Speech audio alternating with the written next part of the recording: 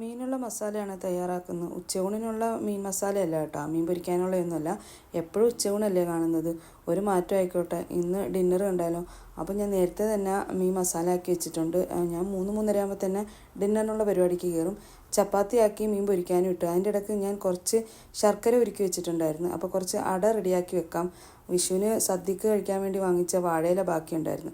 അപ്പോൾ അതെല്ലാം തയ്യാറാക്കി ഫ്രിഡ്ജിൽ വെക്കുകയാണ്. ഒന്നില്ലെങ്കിൽ 4 മണിക്ക് ചായക്ക് എടുക്കാം, അല്ലെങ്കിൽ പിറ്റേ ദിവസം ബ്രേക്ക്ഫാസ്റ്റിനാക്കാമെന്ന് വിചാരിച്ചിട്ടാണ്.